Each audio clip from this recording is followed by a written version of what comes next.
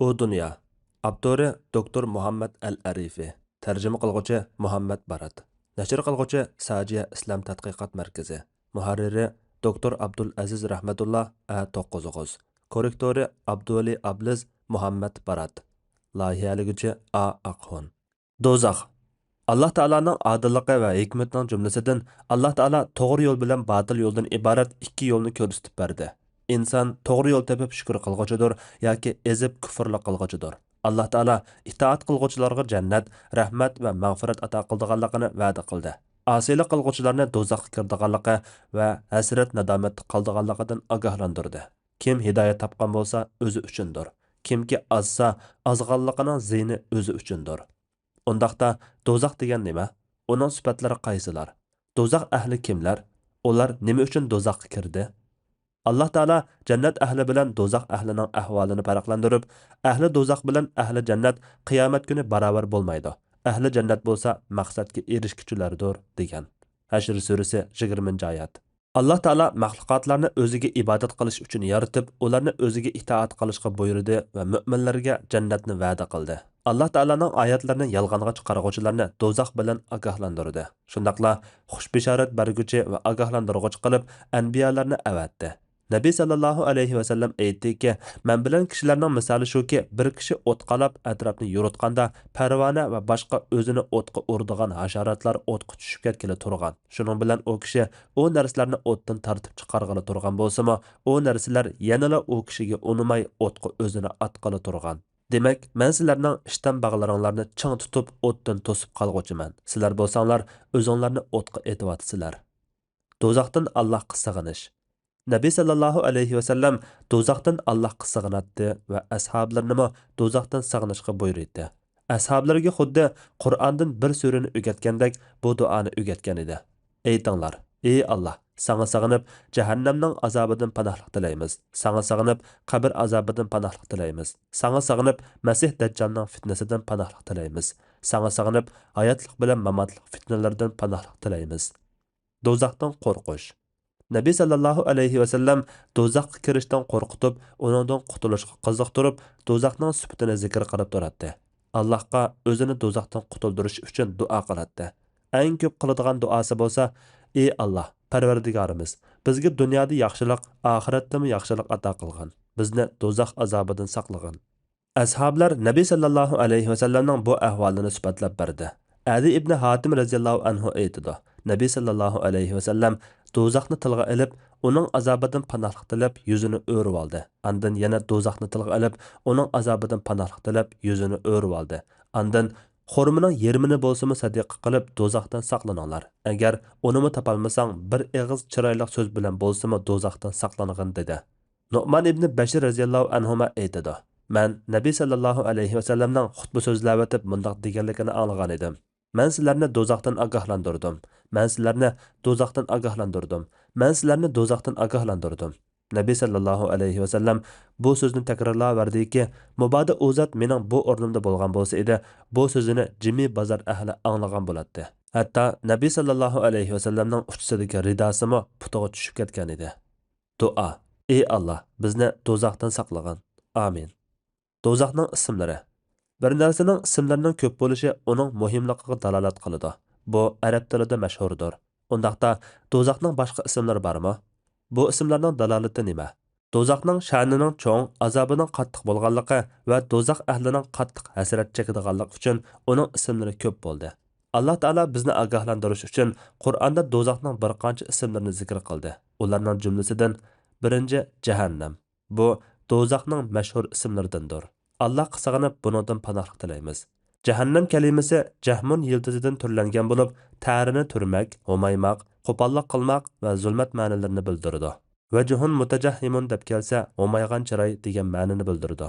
Alloh taolo do'zaxni bu ism bilan bir qancha qadam zikr qilgan. Gunohkorlar to'g'riliq aytganda, u kunda ular jahannamga qattiq ittiriladi. Tur surasi 13-oyat. Ikkinchisi lavza. Bu do'zaxdan lavuldigan uchqundir. Do'zaxning o'tidan badanlarni ko'ydirib, terilarni pushirib etadigan uchqunlar chiqadi. Alloh taolo aytadi: "Yo'q, u muqarrar lazadir." Ya'ni bu gunohkor kafir mundaq arzudan yansin. Pida qilingan hech qanday narsa uni azobdan qutqizolmaydi. Uning oldida do'zax yenib turdi. U haroratining qattiqligidan boshning terisini shilidi. Ma'arij surasi 15-16 oyatlar. 3. Hutama. Hutama parchalamak, sundirmak va vayron qilmoqni bildiradi. Tahtimun yildizidan turlangandir. Demak, do'zaxning o'ti haroratining qattiq bo'lganligi uchun bir-birini pachaqlab etadi va ishidagi insonlarni vayron qilib etadi. Bu vaqtda Alloh taolo aytadi: "Hargiz undaq emas. U cho'qim hutamaga tashlanadi. Hutamaning nimaligini qandoq bilalaysan? U Allohning yondirgan o'tidirki, uning alimi yuraklarga yetib boradi. Ular cho'qim do'zaxga solinadi, egiz to'riklarga bog'lanadi." Hutama surasi 4-oyatdan 9-oyatlargacha. 4-si As-Sa'ir. As-Sa'ir bo'lsa qattiq yalqonchimaq va ko'ymakni bildiradi.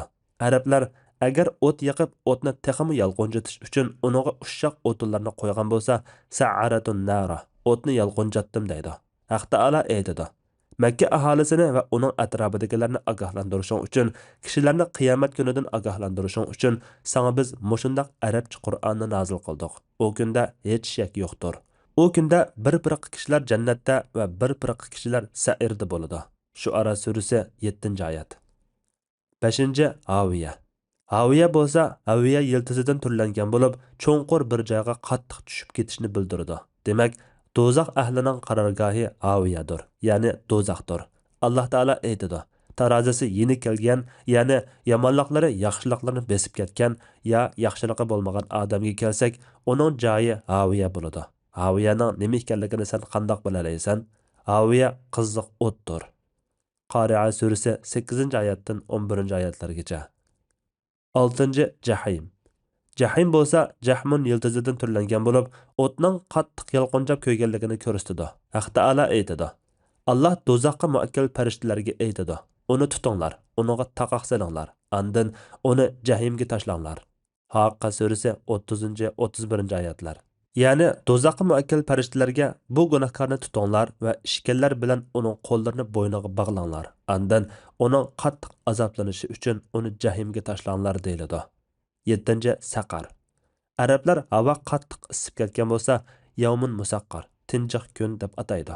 Demak, saqar narsalarni eritib o'tadigan qattiq issiqni ko'rsatadi.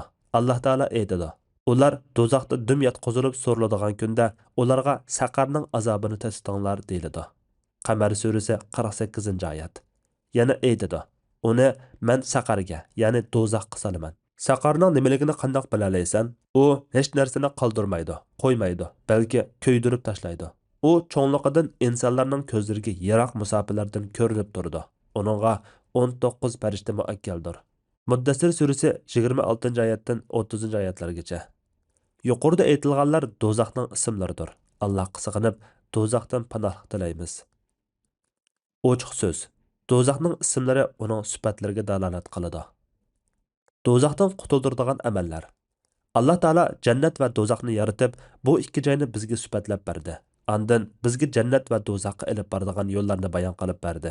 Lekin bizni bu ikki yo'lning biriga majbur qilmadi, balki bizga bu yo'llarni o'rgatdi, qiziqtirdi va ogohlantirdi. Bu xato yo'lda manganlarning faqat o'ziga malomat qilishi uchundir. Undaqda do'zaxdan saqlaydigan amallar qaysilar? U amallarning turlari qaysilar? Allohga kufrlik qilish do'zaxda mangu qolishning sababi bo'lganligi uchun do'zaxdan qutulish Allohga iymon etish va yaxshi amallarni qilish bilan bo'ladi. Shuning uchun musulmonlar Parvardigorning ularni do'zaxdan qutuldirish uchun iymon etganligini vasila qilib, Parvardigoriga duo qiladi. Haq taolo aytadi: Ular, ya'ni taqvodorlar, Parvardigorimiz, biz shubhasiz iymon etdik. Bizning gunohlarimizni mag'firat qilgan, bizni do'zax azobidan saqlagan deydi. Al-Imron surasi 16-oyat. Qur'on va sunnatda do'zaxdan qutuldiradigan amallarning bayoni kelgan bo'lib, u amallarning qatoridan birinchisi ixlos bilan ikki shahodatni aytish. Bir Allohdan boshqa iloh yo'q, Muhammad sallallohu alayhi va sallam Allohning payg'ambari deb guvohlik berish imonning alomati va jannatning ochqichidir. Bu shahodat Allohning mustahkam arg'amchisi va to'g'ri yo'lidir. Bu shahodat islomning sharti va jannatga kirishning kartidir. Va bu shahodat yana do'zaxdan qutuldiruvchi va Rahman Allohning rahmatiga erishtiruvchi kalimadir. Nabiy sallallohu alayhi va sallam Kimki bir Allohdan boshqa iloh yo'q, shaksizki Muhammad Allohning payg'ambaridir deb guvohlik bersa, Alloh u kishiga do'zaxni harom qiladi degan. Ikkinchi, Allohni va Allohning payg'ambarini so'yish. So'yish qalbning amallaridan bo'lib, banda bu orqali g'ayiblarni bilguchi Allohga yaqinlashadi. Demak, banda jannatda Parvardigorining jamolini ko'rish uchun o'l Parvardigorini so'yishida rostchil bo'ladi. Kimki Allohni va uning payg'ambarini so'ysa, bu so'ygi uni Alloh va uning rasuliga itoat qilishga va ergishishga ilib boradi. Anas raziyallohu anhu so'zlab berdiki, bir odam Nabiy sallallohu alayhi vasallamdan qiyomat to'g'riliq so'rab, qiyomat qachon bo'ladi deganida Rasululloh uning uchun nima tayyorlading dedi. U kishi Alloh va Allohning Rasuli sallallohu alayhi vasallamni so'yishdan boshqa tayyorlaganim yo'q deganida Rasululloh sen qiyomat kuni so'ygan odaming bilan birga bo'lasan dedi.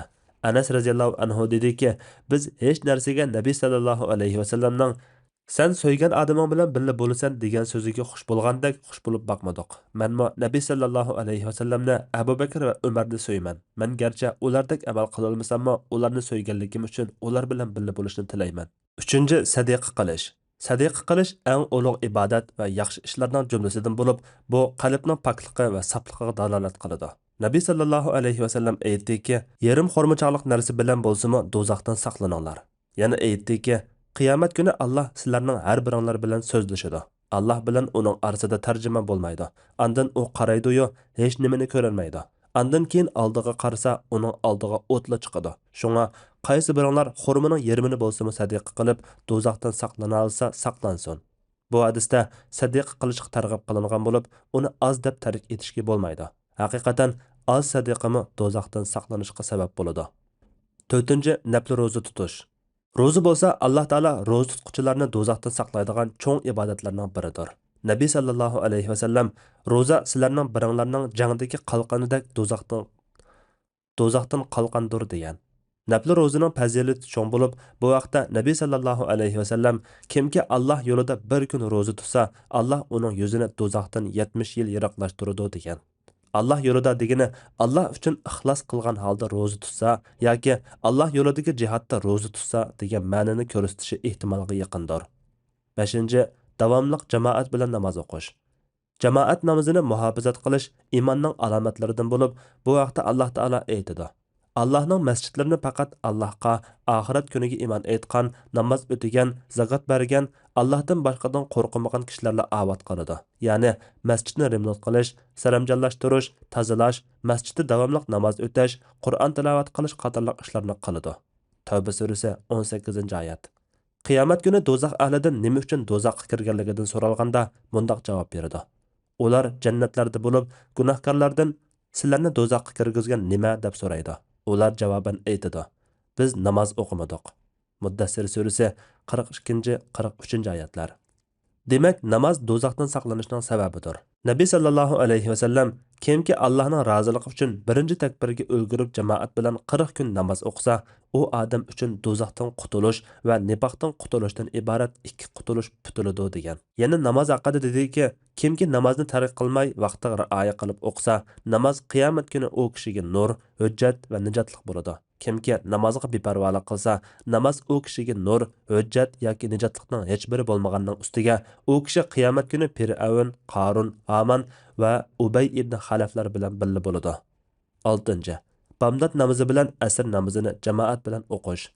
Namozlarning hammasining ahamiyati va fazilati bor bo'lib, erlariga 5 vaqt namozni jamoat bilan o'qish vojib. Bo'libmi, kishilar ko'p sal qaraydigan bomdod namozi bilan asr namozi bakrak ta'kidlanadi. Nabiy sallallohu alayhi vasallam kun chiqishdan ilgari va kun o'ltirishdan ilgari namoz o'qigan odam hargizmi do'zaxga kirmaydi degan. 7. Adigan va kechda o'qiladigan zikrlar. Zikr aytish va duo qilish do'zaxdan saqlanishning sabablaridandir. Nabiy sallallohu alayhi vasallam aytdiki, kimiki adigan va kechda: "Ey Alloh, men tong atqizdim. Seni guvoh qilamanki, sening arshni ko'targuchi farishtalaringni, barliq farishtalaringni va barliq maxluqotlaringni guvoh qilamanki, haqiqatan sen Allohdirsan. Sendan boshqa iloh yo'qdir. Haqiqatan Muhammad sening bandang va payg'ambaringdir" desa, Alloh uning 4dan birini do'zaxdan ozod qiladi. Kimki buni 2 qatim desa, Alloh uning yarmini do'zaxdan ozod qiladi. Kimki buni 3 qatim desa, Alloh uning 4dan 3ini do'zaxdan ozod qiladi. Kimki buni 4 qatim desa, Alloh uni do'zaxdan butun ozod qiladi. 8. do'zaxdan omonlik tilash. Dua o'tkir qilich, qurmas bo'loq. Mu'minlarning quroli va kofirlarga nisbatan g'azab nafratdir. Alloh taolo mu'minlarni sifatlab aytadi. Ular, ya'ni Alloh yaxshi ko'radigan bandalar aytadi: Parvardigorimiz, bizdan jahannam azobini dab'i qilgan. Jahannamning azobi haqiqatan sening dushmanlaringdan ayrilmaydi. Jahannam haqiqatan yomon qarorgohdir, yomon joydir. Furqon surasi 65-66 oyatlar. Nabi sallallohu alayhi vasallam deganki, bir musulmon Allohdan 3 qatim jannatni so'raganlar bo'lsa, jannat cho'qim, ey Alloh, uni jannatga kirgizgin demay qo'ymaydi. Bir musulmon Allohga sig'inib 3 qatim do'zaxdan panohlik tilaganlar bo'lsa, do'zax cho'qim, ey Alloh, uni do'zaxdan saqlagin demay qo'ymaydi. 9. 7 qatim, ey Alloh, meni do'zaxdan saqlagin deyish. Bumu ijobat qilinishi umid qilingan duolarning jumlasidandir. Nabiy sallallohu alayhi vasallam aytdiki, bomdod namozini o'qib bir kishiga gap qilishdan ilgari Allohumma ajirni minan nar. Ey Alloh, meni do'zaxdan saqlagin deb 7 qatim aytgan. Haqiqatan sen shu kun vafot bo'lib ketsang, Alloh sen uchun do'zaxdan saqlanishni putidi. Sham namozini o'qib bir kishiga gap qilishdan ilgari Allohumma ajirni minan nar. Ey Alloh, meni do'zaxdan saqlagin deb 7 qatim aytgan. Haqiqatan sen shu kechasi vafot bo'lib ketsang, Alloh sen uchun do'zaxdan saqlanishni putidi. Ya'ni Alloh taolo sen uchun do'zaxdan najotlik topib, pilsiratdan o'tib ketishni putidi. 10. Peshin namozidan ilgari 4, keyin 4 rakat sunnat o'qish. Namoz olamlarning Parvardigori Allohga yaxshi ko'riladigan amaldir. Banda Allohga nafli ibodatlar bilan davomli yaqinlashadi. Oxir Alloh uni yaxshi ko'radi. Alloh eng yaxshi ko'radigan amal farz namozlar, undan qolsa nafli namozlardir. Nabiy sallallohu alayhi vasallam aytdiki, kimki peshindan ilgari 4 rakat sunnatni va peshindan keyin 4 rakat sunnatni izchil o'qisa, u do'zaxga harom bo'ladi. 11. Allohning yo'lida qadamlarning to'pi bo'lishi. Jihad islomning eng yuqori cho'qqisidir va jannatga olib boradigan yo'ldir.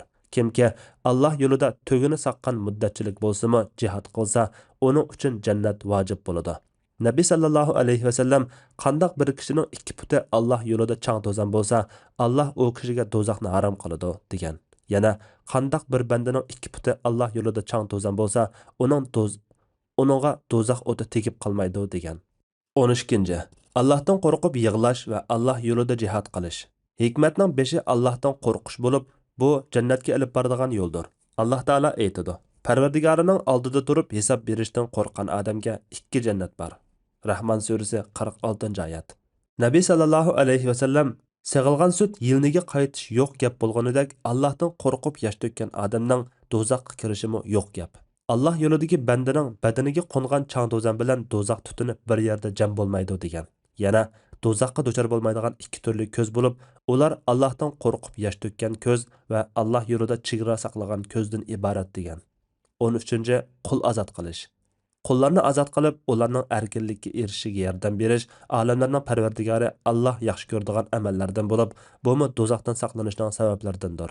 Nabiy sallallohu alayhi vasallam aytdiki, kimki bir musulmon qulni azod qilib etsa, Alloh u musulmon qulning har bir a'zosining badaliga u kishining har bir a'zosini do'zaxdan azod qilib etadi. Hatto avratining badaliga avratini azod qilib etadi. Bir kishi Nabiy sallallohu alayhi vasallamning yoniga kelib, "Menga meni jannatga yaqinlashtirib, do'zaxdan yiroq qiladigan amalni ko'rsatib bersizlar" degan edi. O zot, "So'z qilgan bo'lsangmi, maqsadni uqtirding. Bir insonni azod qilgan yoki bir qismini azod qilgan" dedi. "Ey Rasululloh, bu ikkisi bir gap emasmi?" Yo'q, bir gap emas. Bir insonni azod qilish sening bir insonni o'zing yolg'iz azod qilishingdir. Bir qismini azod qilish uchun yordam qilishingdir. Yana suti ko'p tugini sadaqa qilish va zulm qilgan tuqqanlarga yaxshilik qilishdir. Agar uni qilolmasang, och qolganlarga taom, ussizga suv bergin, yaxshilikqa buyrug'in va yomonlikdan to'sqin. Agar unimi qilolmasang, tiling yaxshi gapdan boshqani qilmasin. 14. Islomning arkonlarini ado qilish. Nabiy sallallohu alayhi vasallam bir safarda edi. U zotga bir arabiy uchrab, tugisining chulvurini tutdi. Andin "Menga o'rinlasam meni jannatga olib kiradigan bir ishni aytib bersizlar" degan edi. So'rindikilar "Unoga nima bo'lgandi?" deyishib ketdi.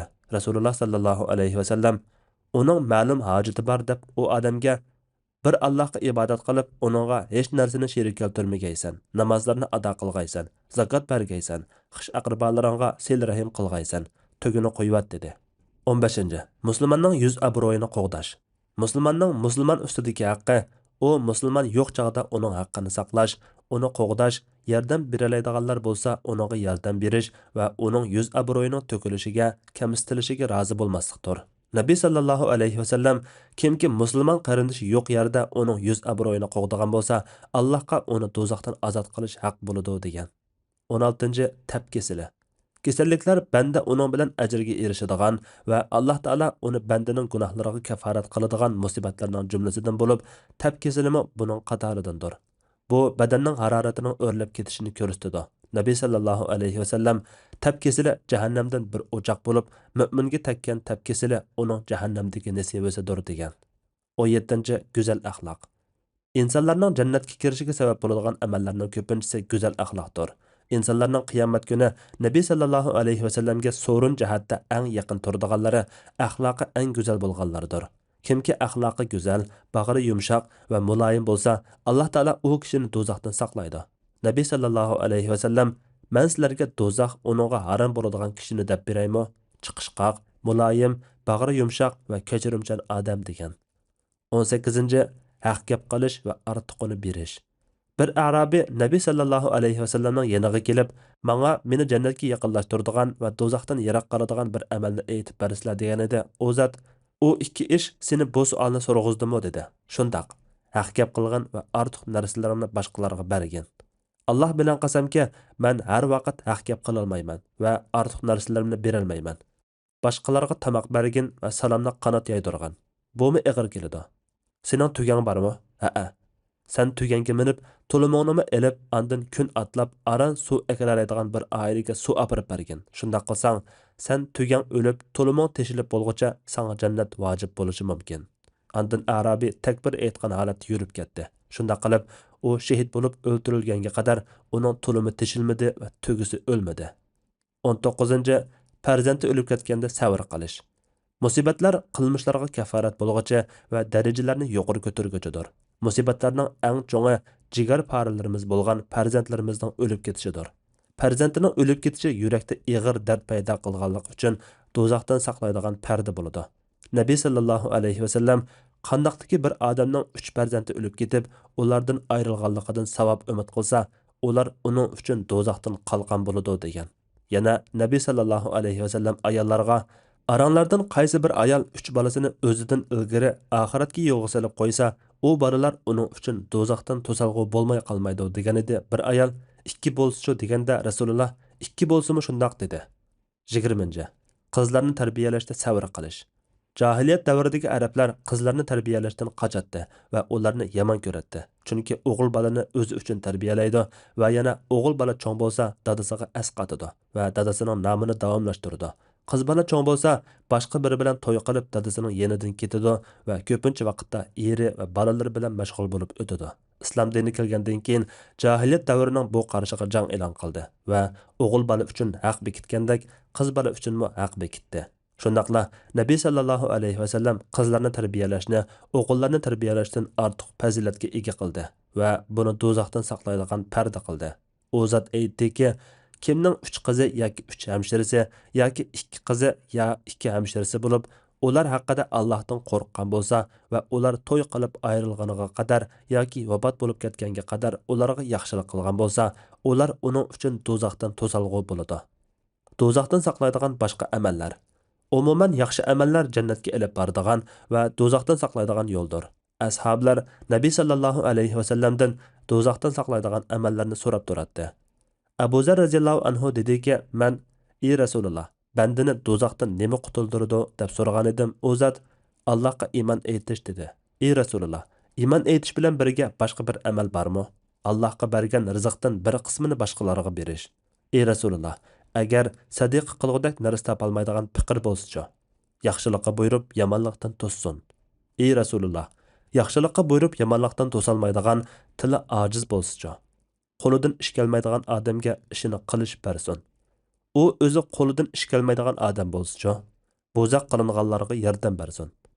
U o'zi bo'zaq qilinganlarga yordam berolmaydigan ojiz bo'lsa-chi, sen boshqalarga biror yaxshilikni qoldirib qo'yishni xohlamamsan, undaqda boshqalarga aziyat yetkazishdan nari turgan. "Ey Rasululloh, banda mushu ishlarni qilsa jannatga kiramdi?" Qandaqliki bir musulmon yuqoridagi ishlardan birini bo'lsa-mu qiladigan, u ish uning qo'lidan tutib jannatga kirgizadi. Zikr so'ralari.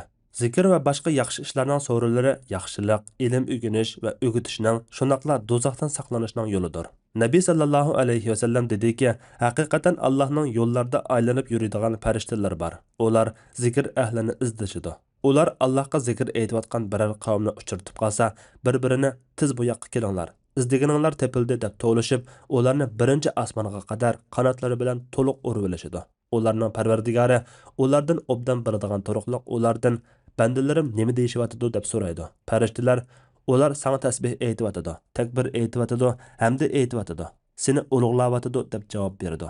Parvardigor ular meni ko'rib tikanmi deydi. Farishtalar yo'q, Alloh bilan qasamki, ular seni ko'rib boqmagan deydi. Parvardigor navoda ular meni ko'rgan bo'lsa, qandoq zikr aytib ketar edi deydi.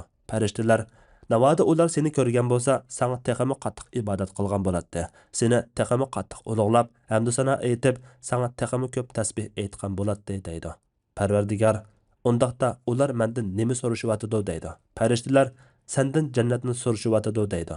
Parvardigor ular uni ko'rib tikanmi deydi. Farishtalar yo'q, Alloh bilan qasamki, ey Rabbimiz, ular uni ko'rib boqmagan deydi. Parvardigor navoda ular uni ko'rgan bo'lsa, qandoq zikr aytib ketar edi deydi. Farishtalar navoda ular uni ko'rgan bo'lsa, uning texmi hirisman bo'lgan bo'ladi, texmi qattiq tilagan bo'ladi va uningga texmi qattiq xushtar bo'ladi deydi. Parvardigor undaqda ular nimadan panohlik tilashyotidi deydi. Farishtalar do'zaxdan deydi. Parvardigor ular uni ko'rib tikanmi deydi. Farishtalar yo'q, Alloh bilan qasamki, ey Rabbimiz, ular uni ko'rib boqmagan deydi. Parvardigor navoda ular uni ko'rgan bo'lsa, qandoq zikr aytib ketar edi deydi. Farishtalar navoda ular uni ko'rgan bo'lsa, do'zaxdan texmi baq qochgan bo'ladi, uningdan texmi qattiq qo'rqqan bo'ladi deydi. Parvardigor undaq bo'lsa, men sizlarni guvoh qilamanki, men ularni mag'firat qilyaptim deydi. Farishtalardan biri ularning ichida gunohkor palonimi bor. U ulardan emas. U bir ish uchun kelib ularga qo'shilib qolgan deydi. Parvardigor ular bir so'rinda o'ltirganlardir. Ular bilan birga o'ltirgan kishi ularning izzati uchun baxtsizlikka yo'liqmaydi deydi. Baqiy qoladigan amallar. Haq Taala bizning fazilatli amallarni qilishga herisman bo'lishimiz uchun aytganki, baqiy qoladigan amallar savob jihatdan va oqibat jihatdan Parvardigorining dargohida ortiqdir. Maryam surasi 76-oyat. Nabiy sallallohu alayhi va sallam qalqonlarni elinglar deganida biz, ey Rasululloh, bostirib kelgan dushmanga qarta qalqonimizni olamizmi desak, u zot, yo'q, do'zaxdan saqlaydigan qalqonlarni elinglar. Subhanalloh, alhamdulillah, la ilaha illalloh va Allohu akbar danglar. Haqiqatan bu kalimalar qiyomat kuni uning o'ng solida va oldida bo'ladi. Bu baqiy qoladigan solih amallardir dedi. Demak, yuqoriqilar do'zaxdan saqlaydigan va Rahmonning roziligiga erishtiradigan ishlar bo'lib, do'zaxdan saqlanishga erisman kishiga anbiyalarning va solihlarning yo'lida menishi loyiq bo'lar. Birdam to'xtash. Rostchil mo'min do'zaxdan panohlik tilash bilan kifoyalanib qolmay, do'zaxdan saqlaydigan amallarni qiladi. Doktor Muhammad al-Arifi, Sajiya Islom tadqiqot markazi.